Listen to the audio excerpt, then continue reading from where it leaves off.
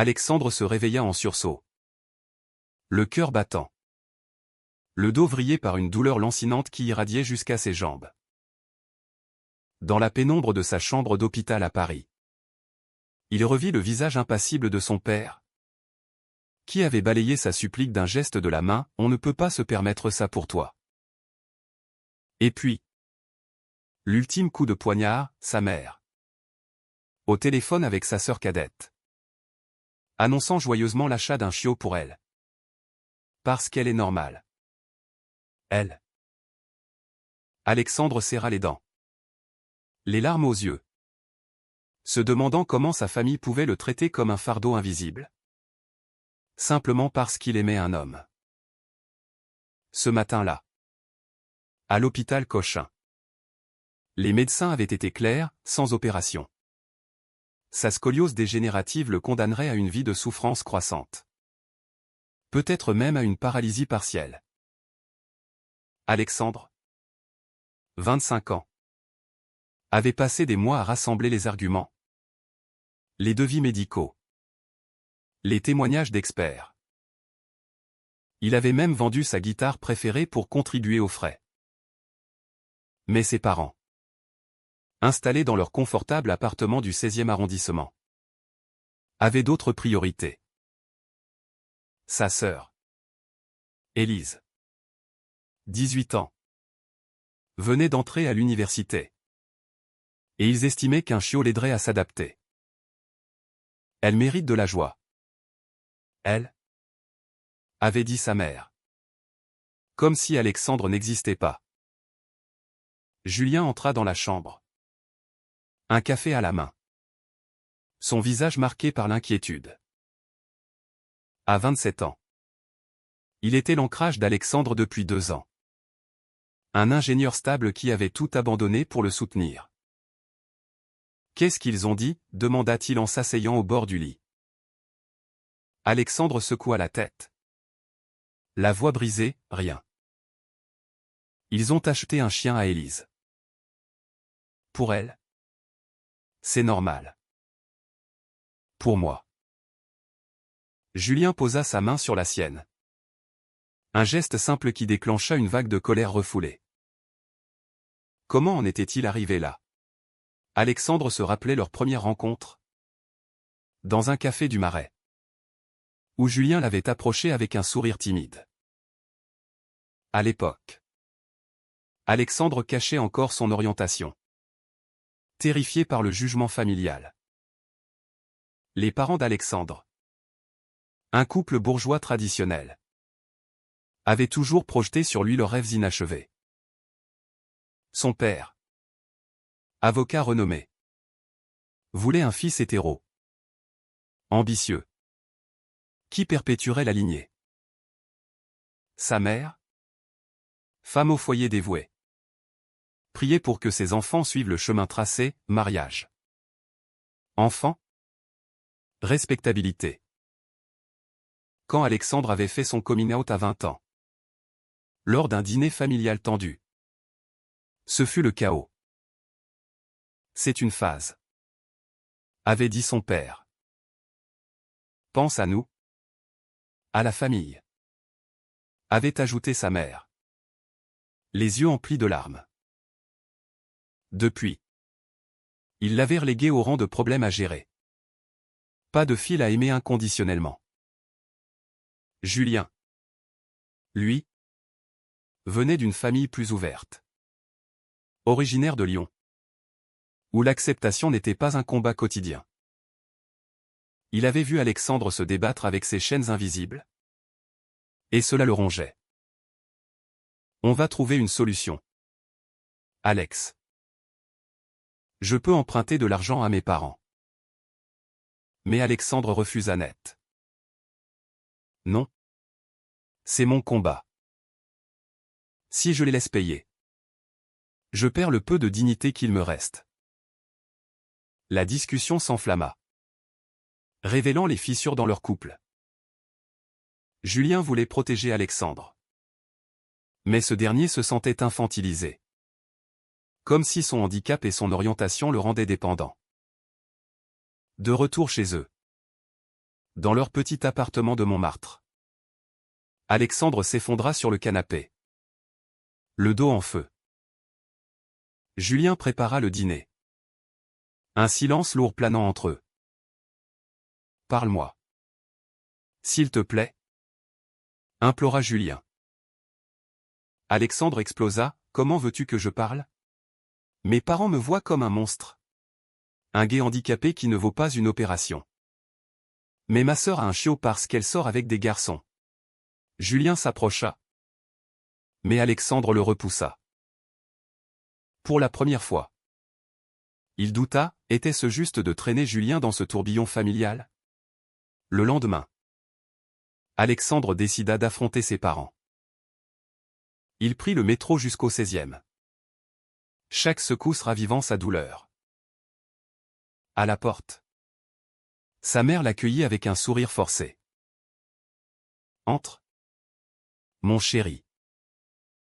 Élise est ravie de son chiot. Tu sais. Alexandre ignora la pique et entra dans le salon où son père lisait le journal. Il faut qu'on parle de l'opération. Son père leva les yeux, on en a déjà discuté. C'est trop cher. Et avec tes choix de vie. On ne sait pas si ça en vaut la peine. Alexandre sentit son monde s'effondrer. Mes choix? Tu parles de qui j'aime? Sa mère intervint, ne dramatise pas. Élise est stable. Elle. Toi. Avec Julien. C'est compliqué. La dispute dégénéra. Alexandre accusa ses parents de discrimination. De préférer une fille, normale, à un fils qui osait être lui-même. Son père riposta, la société n'est pas prête pour des gens comme toi. On te protège. Alexandre partit en claquant la porte. Les larmes coulant sur ses joues. Dans la rue. Il appela Julien. Qui le rejoignit en urgence. Ensemble. Ils marchèrent le long de la Seine. Alexandre boitant légèrement. Je ne peux plus compter sur eux. Murmura-t-il. Julien le serra contre lui, alors. On se battra seul. Mais ce soir-là. Un appel changea tout. Élise. Sa sœur. Voulait le voir. Je sais pour le chiot. C'est injuste. Viens chez moi. Alexandre hésita. Mais accepta. Chez Élise. Dans son studio étudiant. Il trouva une alliée inattendue. Maman et papa sont bornés. Mais je t'aime. Alex. Je vais les convaincre. Pour la première fois. Une lueur d'espoir perça les ténèbres. Pourtant. Alexandre savait que le chemin serait long. Semé de trahison et de sacrifices. Les jours suivants furent un tourbillon d'émotions pour Alexandre. Élise. Déterminée. Organisa une réunion familiale chez leurs parents. Alexandre arriva avec Julien. Un geste délibéré pour affirmer leur couple. Le salon, habituellement si ordonné, semblait chargé de tension. Son père s'assit raide. Sa mère tripotait nerveusement son collier. Élise prit la parole, Alex a besoin de cette opération. Ce n'est pas une question d'argent. C'est une question de vie. Alexandre exposa les faits, les rapports médicaux. Les risques si rien n'était fait. Mais son père balaya tout, et si on paye? Qu'est-ce qui garantit que tu ne vas pas tout gâcher avec tes relations? Julien intervint calmement, monsieur. L'amour d'Alex pour moi n'a rien à voir avec sa santé. C'est de la discrimination pure. Le mot fit l'effet d'une bombe. Sa mère éclata en sanglots, on t'aime. Alex? Mais la société. Les voisins. La famille élargie. Comment expliquer? Alexandre sentit une rage monter. Expliquer quoi? Que ton fils est gay. Que je mérite de souffrir parce que je ne suis pas comme Élise. Élise défendit son frère. Vous êtes hypocrite. J'ai un chiot. Mais Alex n'a même pas le droit à une vie sans douleur? La soirée se termina en impasse. Les parents promirent d'y réfléchir. Mais Alexandre n'y croyait plus. De retour chez eux, il confia à Julien ses doutes profonds. Et si je n'étais pas assez fort pour ça? Si mon corps et mon cœur me trahissaient? Julien le rassura. Mais au fond, il craignait que cette bataille ne les sépare. Le lendemain, Alexandre consulta un avocat spécialisé en droit LGBT. Recommandé par un ami. Vous pourriez poursuivre pour discrimination familiale. Mais c'est rare et douloureux, expliqua l'avocat. Alexandre hésita. Attaquer ses propres parents. C'était une trahison impensable. Pourtant tentante. Pendant ce temps, Julien affrontait ses propres démons. Au travail, des collègues murmuraient sur son couple. Et son patron, conservateur, avait laissé entendre que cela pourrait freiner sa carrière. Je m'en fous, dit-il à Alexandre. Mais ce n'était pas vrai. Il sacrifiait beaucoup, des promotions potentielles. Des relations familiales tendues avec ses propres parents qui, bien qu'acceptant, s'inquiétaient pour lui. Une nuit, Julien craqua. Je t'aime. Alex? Mais cette pression. Je ne sais pas si je peux continuer comme ça.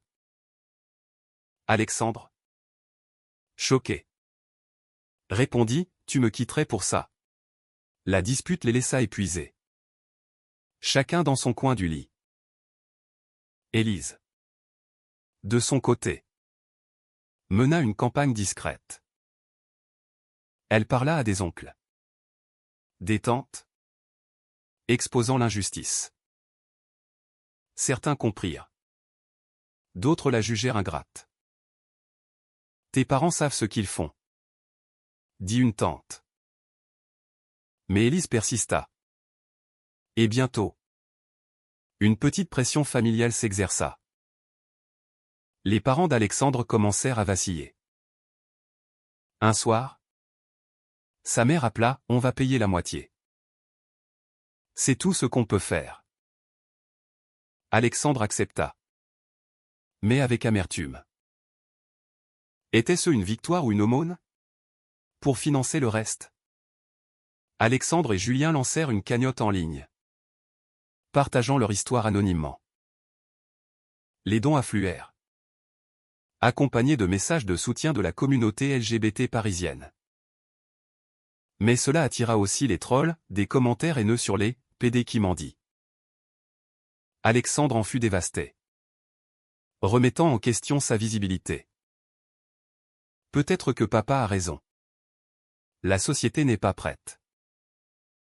Julien le contredit. Non. C'est la société qui doit changer. Pas nous. Une trahison inattendue frappa alors.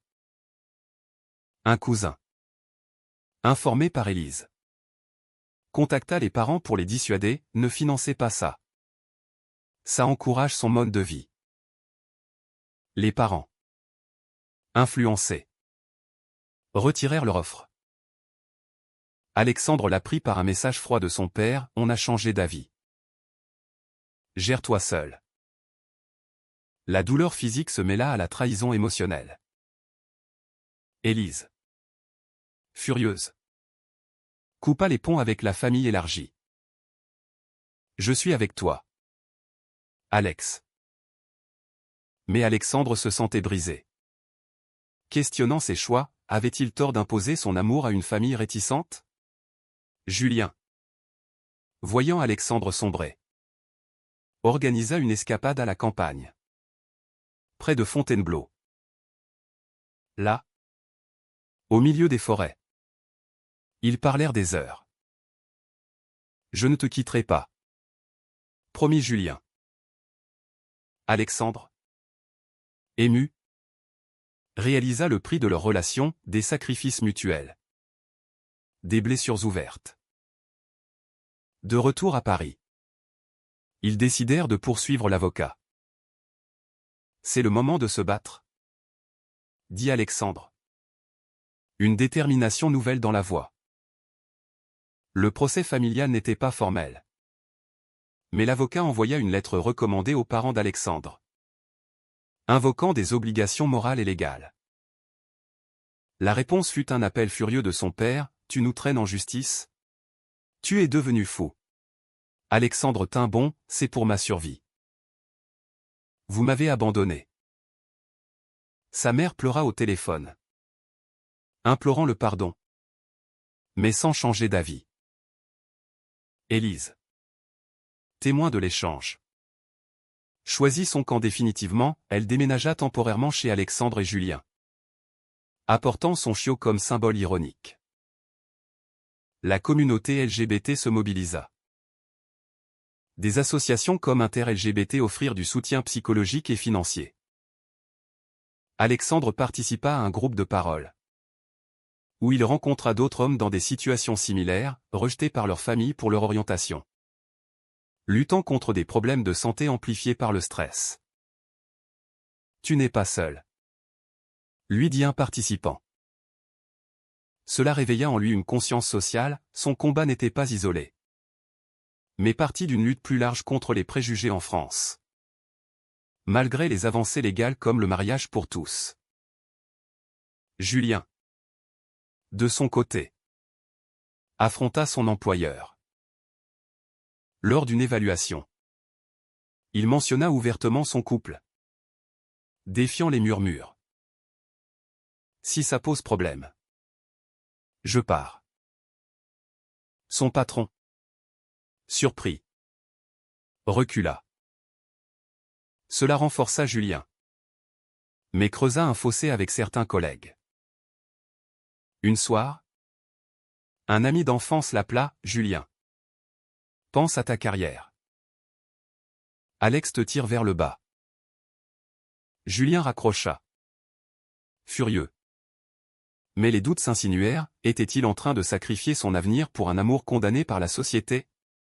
La cagnotte atteignit son objectif, grâce à un don anonyme substantiel d'Élise, qui avait vendu des bijoux hérités. « C'est pour toi, » dit-elle. Alexandre fut touché, mais culpabilisa: sa sœur payait le prix de sa loyauté. L'opération fut programmée à l'hôpital Necker. Les jours précédents furent tendus. Alexandre oscillait entre espoir et terreur. « Et si ça rate ?» demanda-t-il à Julien. « Ça ne ratera pas. Et même si, je serai là. » La veille de l'opération, une confrontation finale eut lieu. Les parents vinrent à l'hôpital, contraints par la pression familiale qu'Élise avait orchestrée. Son père, visage fermé, dit: « On paiera tout. Mais arrête cette folie avec Julien. » Alexandre rit amèrement: « C'est ça votre condition? Choisir entre ma santé et mon amour ?» Sa mère intervint: « On veut ton bien. La société est cruelle pour les comme toi. » Élise explosa: « C'est vous qui êtes cruel. » Les parents partirent, laissant un chèque, mais sans réconciliation. L'opération se passa bien, mais la convalescence fut ardue. Alexandre, alité, affronta ses démons intérieurs, la colère envers ses parents, la gratitude envers Julien et Élise, la peur d'un avenir incertain. Julien veilla sur lui, sacrifiant des jours de travail. Une nuit, Alexandre confia: « J'ai l'impression d'avoir trahi ma famille en étant moi-même. » Julien répondit: « Non. C'est eux qui t'ont trahi en ne t'acceptant pas. » Élise, quant à elle, subit les représailles. Ses parents lui coupèrent les vivres, la forçant à trouver un job étudiant. ça en vaut la peine, dit-elle. Mais Alexandre vit le coup, sa sœur perdait son insouciance. Entrant dans le monde adulte par la grande porte des conflits familiaux. Au fil des semaines, Alexandre reprit des forces. Il marcha à nouveau sans douleur. Un miracle qui le fit réfléchir aux choix moraux. Avait-il raison de forcer la main à ses parents? Était-ce éthique de exposer leur bigoterie au grand jour? Julien, sentant son trouble, organisa une thérapie de couple. Là, ils explorèrent leur mauvais, la dépendance d'Alexandre. La protectivité excessive de Julien. On doit grandir ensemble, conclurent-ils. Une trahison plus profonde surgit quand Alexandre découvrit que son père avait contacté Julien en secret, lui offrant de l'argent pour partir. « Laisse mon fils tranquille », avait-il dit. Julien avait refusé, mais n'en avait pas parlé pour protéger Alexandre. Quand la vérité éclata, ce fut une explosion. « Tu me caches ça » hurla Alexandre. Julien se défendit, « Je ne voulais pas te blesser plus. » Leur relation vacilla. Alexandre se sentant trahi par l'homme qu'il aimait. La crise avec Julien marqua un tournant. Alexandre, encore faible, quitta l'appartement pour quelques jours, s'installant chez Élise. Là, il réfléchit à ses décisions, avait-il poussé trop loin? Forçant les autres à payer pour ses choix? Élise le rassura, « Tu as le droit d'exister, Alex. » Mais les doutes persistaient. Il appela ses parents, proposant une trêve. « Venez me voir. » Sans condition. À sa surprise, ils acceptèrent. La rencontre à l'hôpital fut émouvante. Son père, voix tremblante. « Admis, j'ai peur pour toi. Dans ce monde. » Sa mère ajouta, « On t'aime. Mais on ne sait pas comment. » Alexandre parla ouvertement, « Acceptez-moi tel que je suis. » Avec Julien. Pour la première fois, ils écoutèrent sans juger. Ce n'était pas une réconciliation totale, mais un début. Élise pleura de joie, voyant la famille se reformer, même fracturée. Julien, pendant ce temps, lutta avec sa culpabilité. Il écrivit une lettre à Alexandre, « Je t'ai caché ça pour te protéger. Mais c'était une erreur. Pardonne-moi. » Alexandre rentra. Et ils parlèrent toute la nuit. On a tous fait des choix discutables, admit Alexandre. Ils se réconcilièrent. Plus forts, conscients des sacrifices mutuels. Des mois plus tard, Alexandre reprit le travail comme graphiste. Sa douleur physique envolée, mais les cicatrices émotionnelles persistantes. Il s'engagea dans l'activisme LGBT, parlant dans des conférences sur les discriminations familiales. Julien le soutint, leur couple devenant un exemple de résilience. Élise, diplômée, adopta une posture indépendante, refusant l'argent parental conditionnel. Les parents évoluèrent lentement. Ils invitèrent Julien à un dîner. Un geste maladroit mais sincère. « On essaie, » dit le père. Alexandre accepta, sachant que le changement prenait du temps. Pourtant, des tensions subsistaient, des remarques voilées, des absences aux événements gays. Alexandre se demanda si le pardon était une faiblesse ou une force. La société française, avec ses lois progressistes, masquait encore des préjugés profonds. Alexandre vit des amis lutter similairement. Renforçant sa conviction, le combat était collectif. Un jour, Lors d'une marche des fiertés à Paris, il croisa un jeune homme dans sa situation passée. « Batte-toi », lui dit-il. Cela le fit réfléchir aux choix moraux. Forcer l'acceptation valait-il les dommages collatéraux? Au final, Alexandre trouva une paix relative.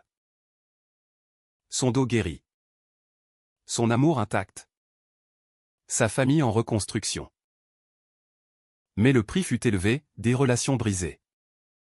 Des trahisons surmontées. Des éveils douloureux. Élise garda son chiot. Symbole d'une injustice transformée en lien fraternel. Était-ce juste de prioriser sa propre vérité au risque de détruire les liens familiaux? Ou la famille devait-elle s'adapter inconditionnellement?